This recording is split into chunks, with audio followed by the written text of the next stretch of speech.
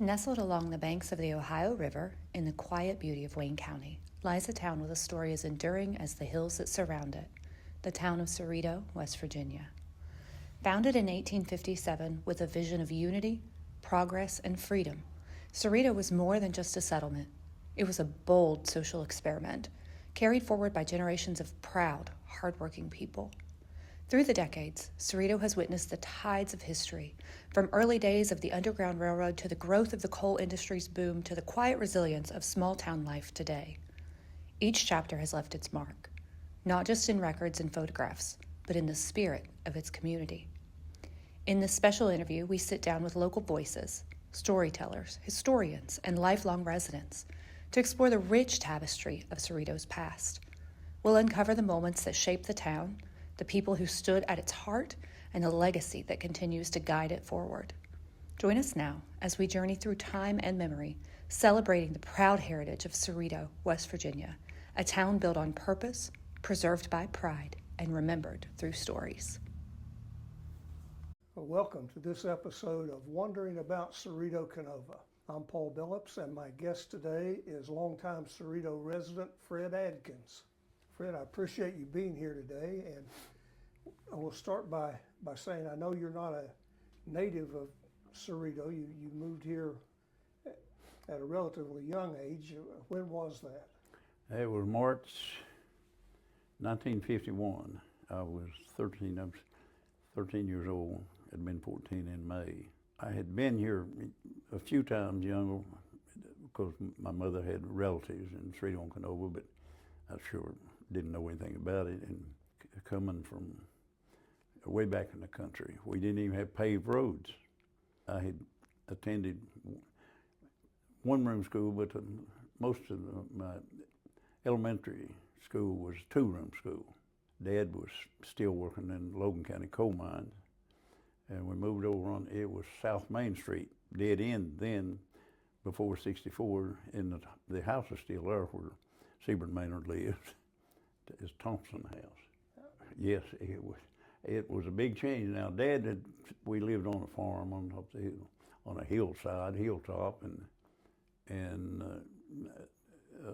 the older children had left, and and Mom began to talk about getting off of that hill, and but because my brother was working there, he got a job at my oldest brother Doug's dad at Truex Trayer Coal Company. So that's what eventually caused us to move down here.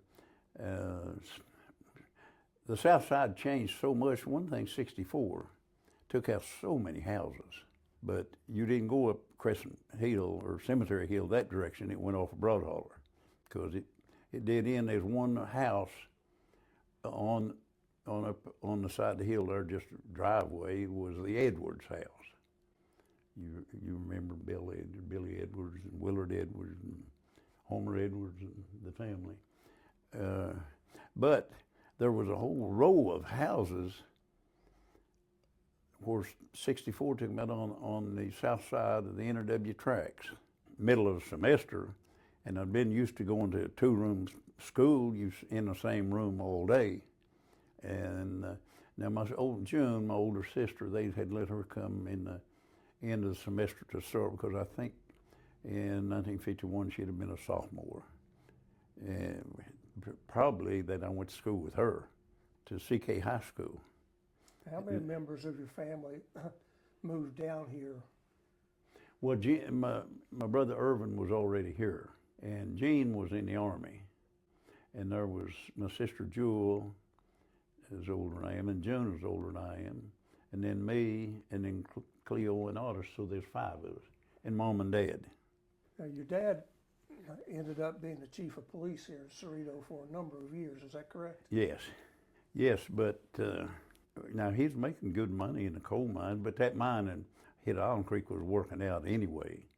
It did close, so he'd either have to go to another mine, and he'd already crippled up or lost 3 fingers on his left hand, his thumb and 2 fingers. He just had these 2, and they gave him a job at night policeman. You had Jim Palmer was chief at daytime, and Charles Patrick, grandfather of the Patrick boy that lives down here on First Street, was the evening police. He quit, and Dad got the job. I remember just a boy going with him to the council to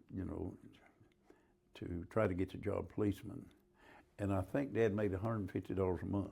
We had to pay $50 rent, but Mom, everybody went to work. Well, as you mentioned a minute ago, it was a big change coming from the country down to here. Can you tell us anything specific that was so different down here, other than obviously the People, school? I mean, one thing, People we had our closest neighbor on that farm. Now we lived between Lick Creek and Cove Creek, so I could go to school, or we could go to school either creek. It was, I guess, Mom and Dad would send us where they thought they had the best teachers. Hard to get a teacher up there. Most of the teachers were just had a high school education, and the big everything. But I was excited. Everything was exciting to me. Yeah. Heaven, I wasn't used to sidewalk, to trails, and even heaven. The main highway was still a dirt road that goes above East Lynn Lake now, and grocery stores everywhere. The old street had, the south side had Jake Hendricks grocery store, and then Lawrence Purdue had one on the corner, and over in, we call it Brownstown, now it's Walker's Branch, but there's a lot of houses there. There's a street that where 64 is called Hill Street, went all the way to 12 Pole. There's houses on both sides. There's a community, pretty good sized community. And Argo Pruitt's wife, Maud, had a little store down in the basement. I guess she just sold candy and pop and stuff. But if I got a dime or something, I'd go over and spend it. Yeah, a lot of people don't realize, I suppose, Fred, you very appropriately did, when I-64 came through, that pretty well destroyed what was then known as South Cerrito and Brownstown. Those neighborhoods were pretty well established. And Broad Holler the road was totally different, and going up Broad Holler, we call it, there was houses side by side, just like in the streets. That was not in the city limits at that time, but it was still those houses, and that destroyed a lot of houses, and you lost a lot of people. And well, where is the Paul Billups Park now? Before that was called the Pony Pasture, because Paul's granddad raised ponies there. Before that, it was a cow pasture, because I milked a cow there. We brought a cow. Well, you're feeding 7 people. And I'm sure I was the only boy in CK High School that had to milk a cow every morning. Yeah, I didn't want that known. Well, it's hard enough. I get tickled thinking about it. You didn't have the arms at any of the railroad crossings. You had the watch box there, and they were there's men who had been injured on the railroad. One had, I think, Mr. Treadway. He I don't know where he had an arm off or something. He's crippled on the rail. He had a leg off. Leg off. A leg and an arm. And so they were watchmen there from 7 in the morning till 11 at night, and they was about always old men standing around, and there wasn't room for 2 people in it, I don't think. Yeah.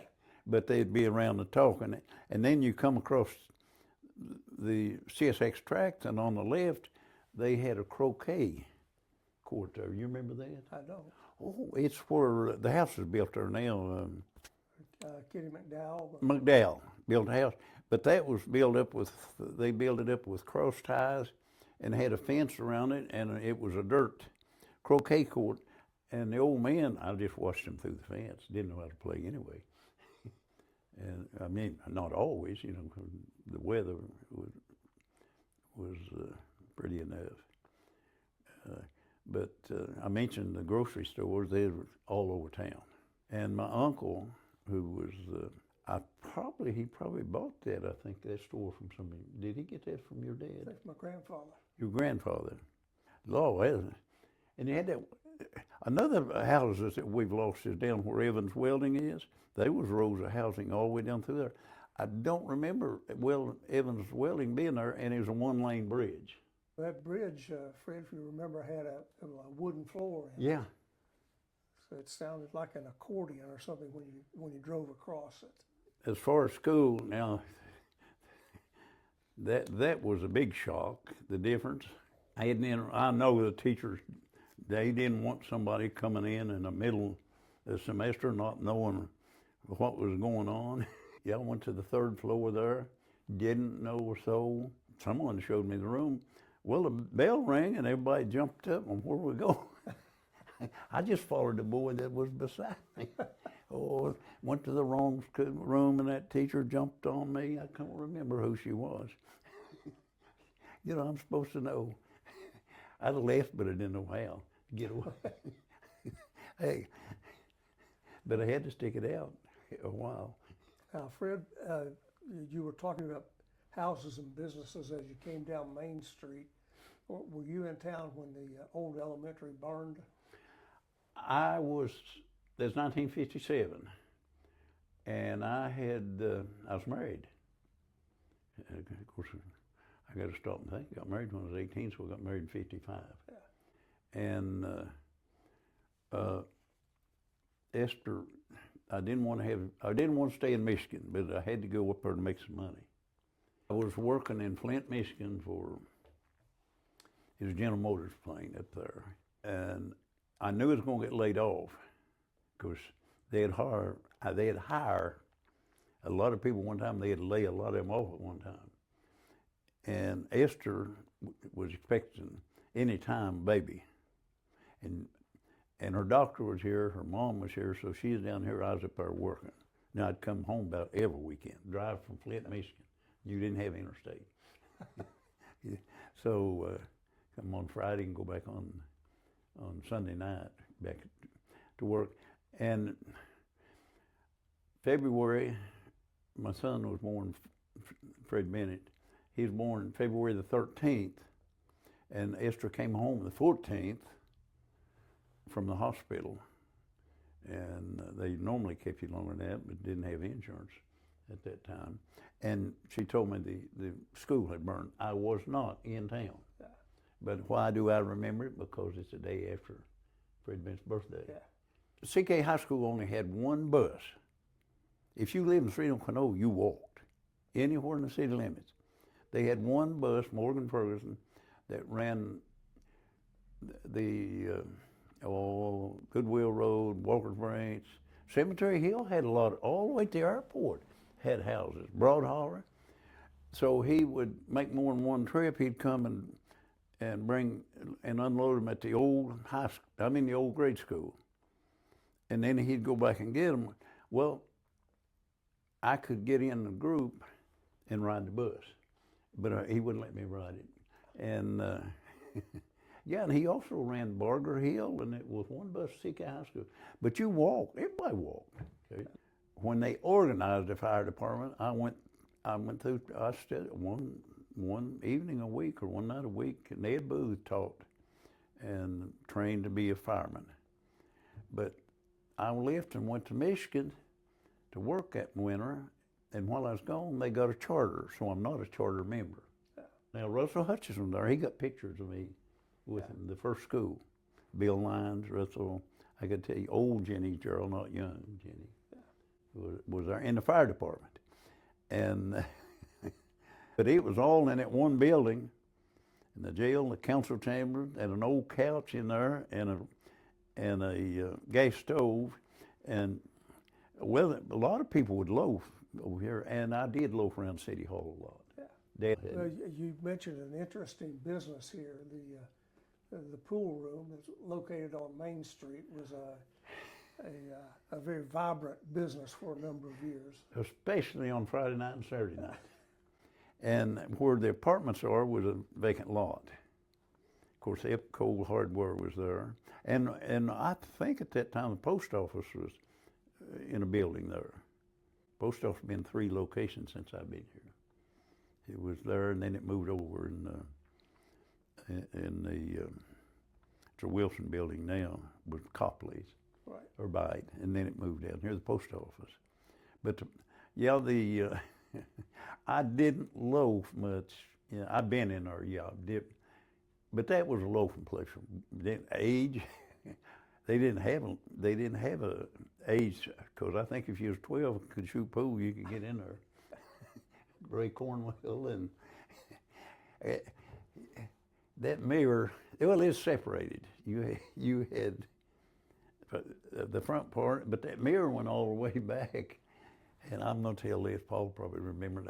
I'm sure that they had a sign in there: "Women welcome and respected." And that sign was on actually was on the front window of the place. Oh, and my dad was a policeman here, and I think that one little jail cell, he had as high as a dozen in there one night. He'd standing room only. You know, local legend had it that your dad was the only one that could go in there and straighten the place up. Listen, he didn't have no backup. You didn't have a phone, and and many a Friday night he'd have to come home and change clothes that had been tore off of him. I think Dad got an extra $1 on the hour for not each arrest, each fine. But the mayor was the judge, and he got maybe $2 or $3. Well, Paul had a good job to cope, and I know he would share. I knew of the times that he shared his part of the fine. He'd give it to Dad. He was really good. He's one that hired. Of course, he's mayor, and the council approved. I could pretty well name the council. What councilman can you remember from back then? Tom Roberts, Henry Stark's son-in-law. Yeah. Had the Wayside Golf Course. Had the ping pong and the miniature golf, yeah. And he had an ice cream stand over there where the State Farm is now. It was like a Dairy Queen. It had a different name, I think. Yeah. So Tom Roberts, and I remember Tom very well. Real likable fellow. He's on the council, and I'm probably Charles Wright. We don't even have any Wrights left They're gone. in Cerrito, but they had a big part of the council. Of course, the water office was taken care of by Epson Coal and Coal Hardware. Yeah, there have been a number of big changes that came to Cerrito that I kind of equate with, well, your brother-in-law, Mose Napier, was the mayor here, and the town, prior to that time, operated on a very minimal budget, and Mayor Napier's time in office here that I believe started in 1969. Correct. The 2 or 3 things happened with state revenue sharing that came into effect, and we eventually had a state liquor store here in town that provided a pretty good tax base.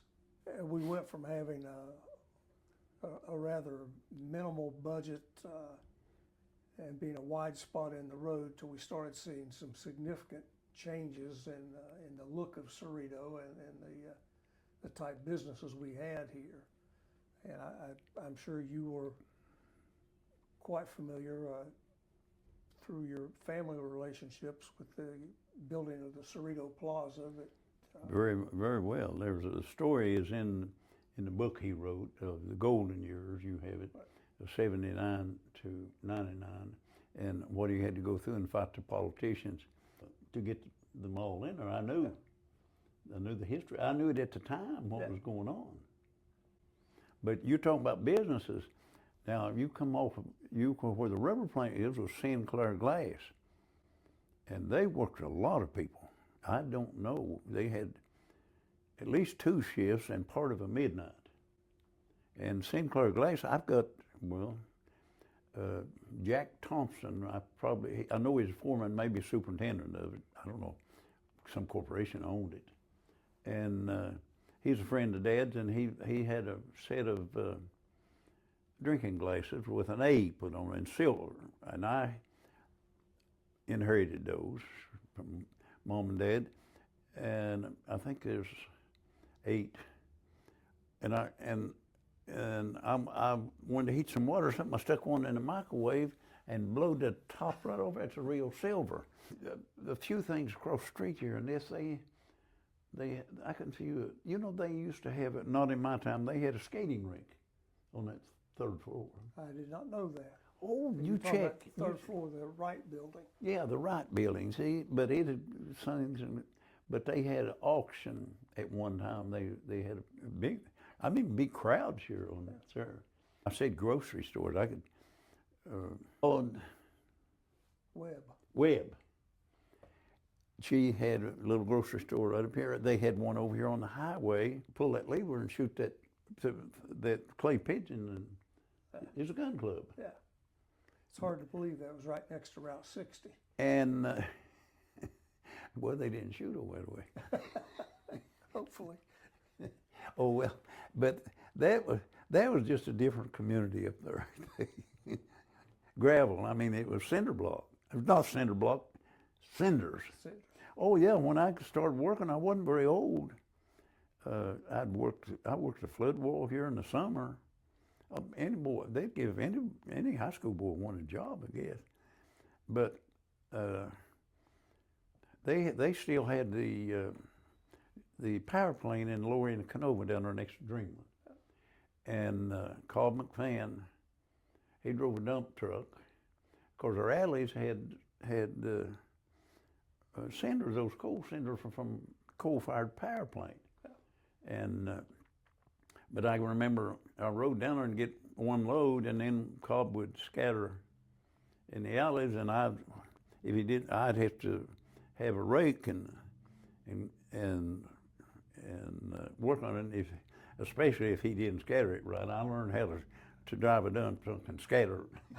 But Cobb, he'd go back and get another load, and working for the city. Yeah. And then I worked the flood wall. That, well, would have been 1 or 2 summers, but Jim Plymouth wasn't nowhere. It was Jennings Gerald, and he worked another job. So he'd tell Clyde Billups, oh, Mr. Cox was on the council. Yeah. Dan Cox's daddy built a house down there where Job lives now. Yeah. And but I get with if I got with the wrong crew, I had to work. I get with Clyde and Dan Cox, and we would go over and work on the tunnel for Jordan Branch in hot weather, July, clean them rocks out. We'd spend a day in the shade. Yeah, okay. I could go on, but it was so much different. But one thing, people were outside. People were raising gardens in their backyard. And I guess back in your early time here, people had animals, livestock in their yards too. Well, we had them. I don't know if they had them in the yard, but they had them over here in town. And cause I mean, I wasn't the only one. We wasn't the only one that had a cow over there. Mose Naper's dad milked one over there, W.K. Naper. Yeah. I got acquainted with him, and a few of the other, generally just old men, and it's according to what time he was milking. Yeah. And we lived around the track, and had that big old stainless steel milk jug, lid on it, and those cows have to be milked twice a day, 7 days a week. Well, that wasn't too awful long that I did that, but Cerrito. Yeah, I've always loved Cerrito. Well, I guess you're talking about working in the alleys when you were younger with cinders, and it was during Moses' time as mayor that the town was able to pave the alleys. Absolutely right. They, well, they got the big money from the coal company. Right. And when he put the B&O tax on, you think they liked that? Probably not. Well, you see, Corny Armstrong worked in the office, and he was also a recorder. And I've heard Mo say Corny was a good recorder. But they give him a hard time over there that he was supposed to. I'm thinking this myself. He didn't tell me that they expected him to protect him from their taxes, but he couldn't. Yeah. And no, they fought it, but I think what the trick Mo's pulled on them is part of their track was on the city. You don't pay them, shut it off. You've probably heard that. Yeah. Well, I think you're right. I think having the coal company here and the B&O tax is what really enabled Cerrito to turn the corner and be financially solvent when a lot of small towns weren't. And that was the foresight of Mayor Napier to understand how the tax system worked and then put a plan together to better Cerrito all over. He, of course, he's my brother-in-law and lived next door to him for close to 50 years, but he was very intelligent. And but getting back to how he got the Big Bear. Yeah. At that time, there was the county commissioners all over West Virginia could sell bonds, and it was a county tax break. They still paid taxes, but it was the property was exempt. And the county commission was doing it for other people, other places, but when it came time for, Big Bear had bought that, and weeds were growing up because the Wayne County Commission wouldn't sell the bonds. You remember? I mean, it's probably in the history. Yeah, it's public record, yeah. You've already got that. But tell us a little bit about the story, if you would. Well, Mo was in the school system, and Pearl Booth was president of the county commission, and it's recorded in that book. But and Jack Capehart was on there from Canova. He had a jewelry store. I'd only have to guess at the other third member of the Wayne County Court, and they refused to sell them. And Mose called Pearl, and boy, he got mad and told him he's the dumbest thing I ever heard that you want. And Mose got to checking he checked the law, and he said, I can do the same thing county commission can. So the Cerrito sold their own bonds. Sold them one night here, $4 million. And I know who the lawyer, you know who the lawyer was for him? I don't recall. A. Michael Perry. I mean, he been dead a few what- years. A. Michael Perry, his son has got Heritage Farm. A. Michael Perry. And Big Bear bought the bonds. Cerrito just stood good for him for 20 years. That Cerrito really owned it, the land. And it was full. Oh, we had a cafeteria down there, Chef Bowling, good food, clothing store, every shop down there was full. And not only had Big Bear, you had Harts. And that brought in quite a bit of money at that time. But they also, well, it's a part of the record, so I'm not telling something that I couldn't prove. Is I know 3 of the people that was going to sue to stop Cerrito from selling those bonds. You was aware of that? No, I don't recall that. Well, was Jack Capehart had a jewelry store. Stanley Woods had the Canova box. He was going to hurt his business, and Bob Flanagan had the drugstore. Because not only did Big Bear put in they had a drugstore there. They also had a branch of Cerrito Bank in there when they first went in. And The only thing they had to do is put up, I think, $4 or $5 million bond if you lose. Yeah. So didn't have that suit. Okay, Paul. Any other questions? I mean, Devin. Well, it's, Fred, that's kind of why we're sharing memories about the towns, things like that, that we don't want lost in time when we're still not here to have memories. So that's very good. I mean, I can laugh. I don't really. Do you I have recall? hard feelings. Don't think Mose did. No, it's just He wasn't the type. yeah, it's kind of part of doing business and getting along in a small town.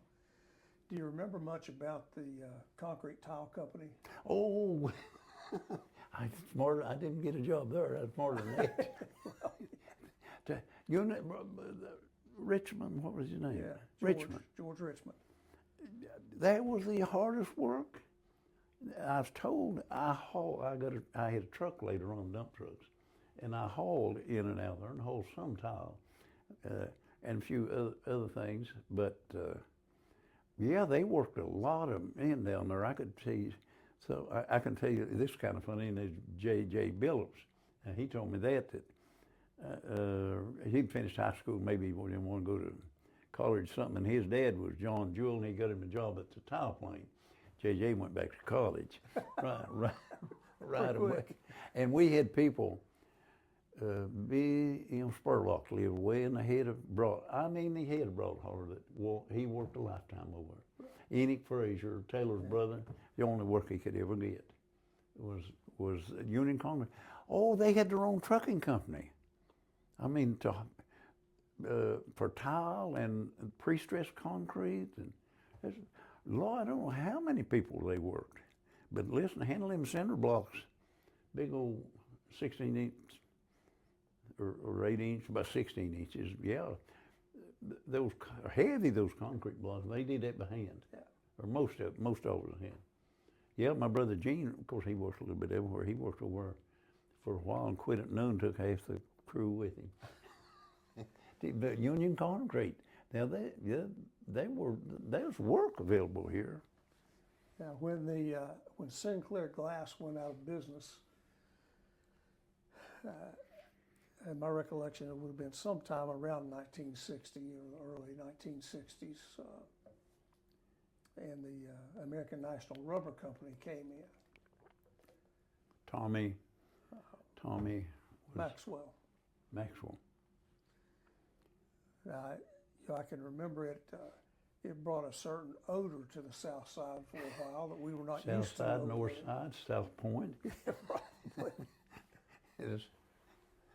I remember the smell of that rubber, and I remember they had a lot of scrap rubber that was kind of in the shape of discs. Some of them looked like hockey pucks, and some of them a little How come? smaller. Because they had presses. Yeah. They took out sheets, and Esther worked over a short time after we got our house built. We didn't have money to put anything in it, and my wife, she went to work there. Well, she worked always having 4 children, worked hard. But the American National Rubber with Maxwell, they were at 14th Street, I think, and moved down here. Yeah. They came from over around Radford, Virginia. I think that's correct, yeah. And the Russ came with them. Yeah. And another man came with them, I've got putting my hand up over that, was Harry Zimmerman.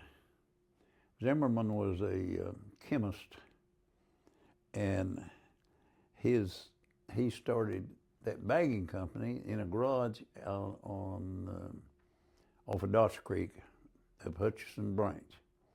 And now look what it is now. Zim Bagging, how many do they work out on out there on Tulsa Highway, and they got tractor and trailer. That started from Harry Zimmerman coming here.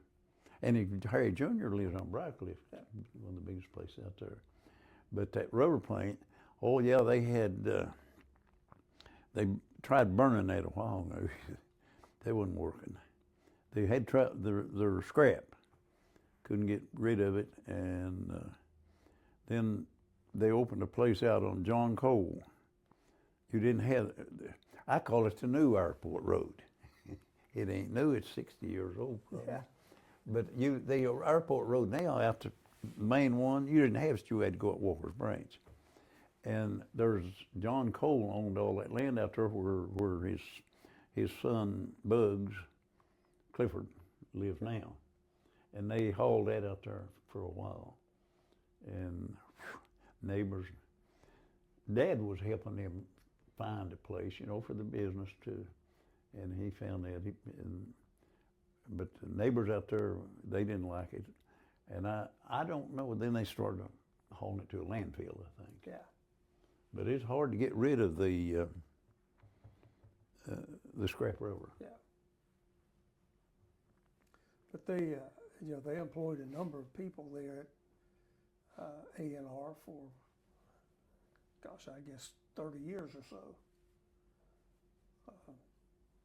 It was a dangerous place. Catherine Canterbury was crippled on one of them presses that lost a hand. Other people got hurt. And then, can you remember they had the strike over there? I do. Yeah. They'd have, yeah. I bet if you get him tell you is one of the rough, Richard. I'm not saying he's in on it now, but I was working midnight, and I could if it's the name I could come up with it, but two of them, the picket, and there's across Main Street there where they tore the houses down now, were the Golden Girls.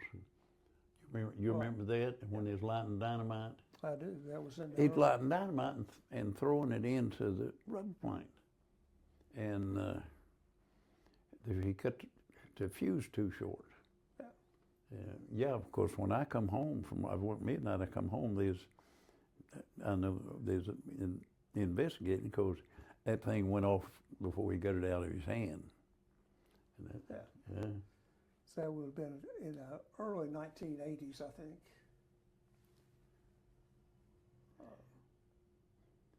Yeah, something like it. Yeah. Terrible. I mean, a strike. Yeah. And someone inside that worked in there, I knew a lot of people, knew some of the office workers, said that Tommy Maxwell, he just broke down and cried. I mean, it's hard to deal with strike. Oh, it is, and no question. Well, Cerrito. Yeah, used to have a sign up there when we moved here by the flood, and Route 60, going through the flood wall, you got a guardrail around there now. I don't know how many people got killed coming into Cerrito way too fast and hit that flood wall. Dad was a policeman here when people got killed up there. Well, we had the beer gardens too. Well, it's Tom Corley's. Yeah.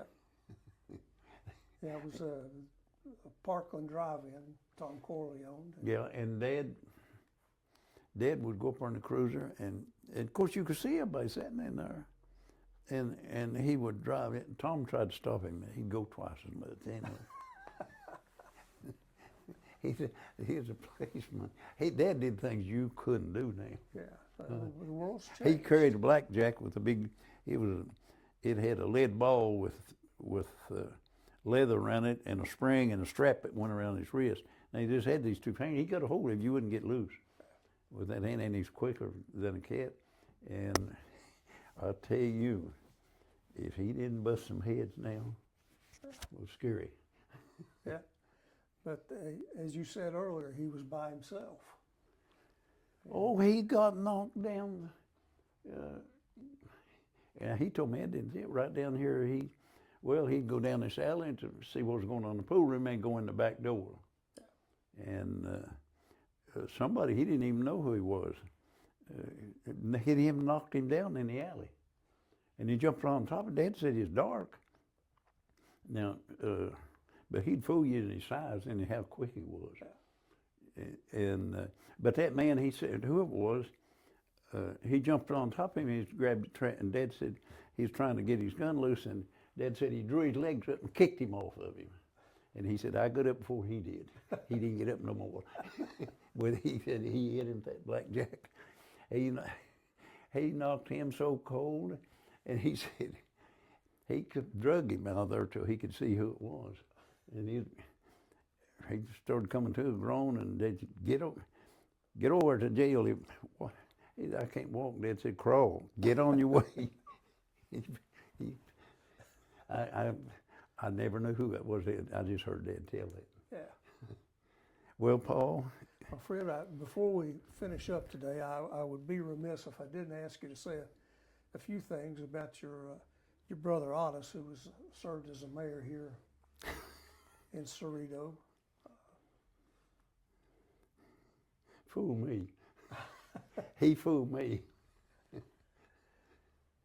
Well, you know, I think we would both be in agreement that there was only one Otis.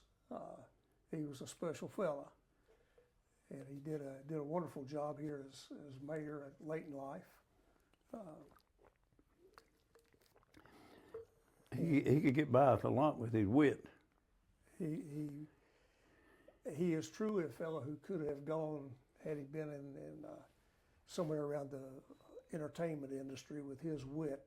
He could have been a stand-up comic, I think, without any training whatsoever. But still an intelligent fellow. He had a way, if he thought you were conceited or felt, to bring you down. Yeah. And if you were down, like you had a car wreck or something, because he had had enough of them, to say something to make you feel better. Yeah. He just had that gift. Yeah. He would say it, but I don't know what you wanted, where you wanted to. Of course, I was 6 years younger than me. Yeah. And I guess he started fighting. I might have been responsible for that. It's not it. Well, it's possible. You shouldn't tell. I mean, you don't do. Two-room school, and everybody had big families. And entertainment was go out behind the school and fight at recess.